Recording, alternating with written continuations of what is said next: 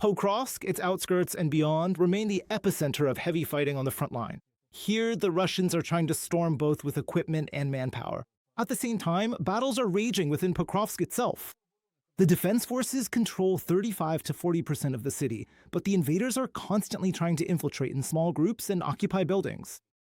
In fact, right now, the fight is for every house, every entrance. For over a year now, paratroopers from the 25th Brigade have been holding the defense there. Right now, they desperately need drones, so we ask you to join the fundraiser using the details that will be shown during the segment. More in the report from near Pokrovsk by Oleg Kornienko. Go left like this toward the garage, go left down the street, and I'll be listening to what you're up to over there. Okay, everything needs to be reviewed. This is Remains of Shackles, Pokrovskaya. Only us, he greets. Our drones are already combing the ruins and looking for enemy infantry. Look, well, it's like no one is there. Let's do a detailed reconnaissance of the street there. There is not a single surviving building in the city. Almost every minute, guided aerial bombs, artillery shells, and drones are exploding here at Oktobo in the window. Because of the dense buildings, the fighting is happening at very short distances. In some sections of our front, the contacts between opposing forces are very close together, while in other areas, the distance between them can be as much as 300 to 400 meters. It really is different everywhere along the line. The front line itself, which is specifically defined by the brigade. The range can vary significantly, extending from the heights of urban buildings all the way to the natural outlines formed by tree lines. This distance typically spans from as much as 500 meters to as little as 30 meters, depending on the specific setting or environment in question. Currently, the defense forces control 35 to 40% of Pokrovsk, according to the paratroopers. For a more active offensive, the Russians have even brought in their elite troops here. They're storming from the southern part. The tactics remain the same. They try to slip through our positions in small groups. They keep replenishing them, making sure that there are always enough people to maintain their presence. Whenever more support is needed, they send in additional personnel.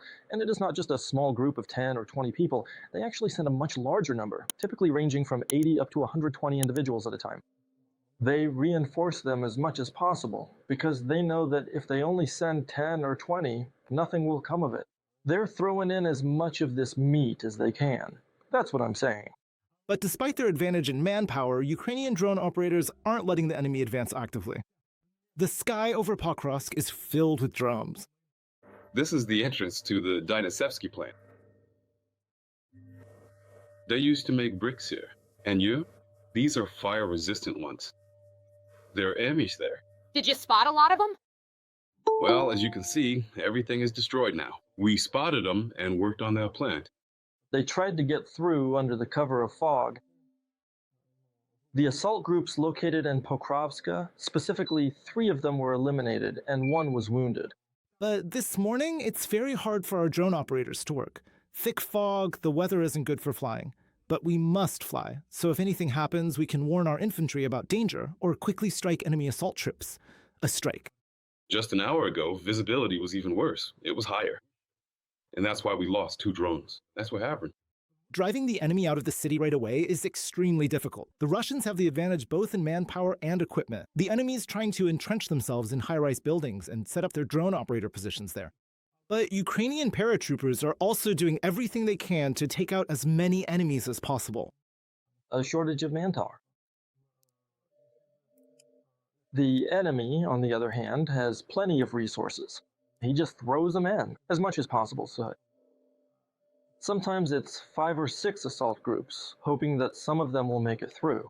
But our approach is to preserve our personnel as much as possible, because we don't have many troops. And understandably, our losses are a bit lower. Meanwhile, our engineering troops are actively working in the Pokrovsk direction. They're strengthening the defensive lines and trying to protect our supply routes. Because enemy drones sometimes reach even deep into the rear. Oleg Kornienko, Fax CTD. United News.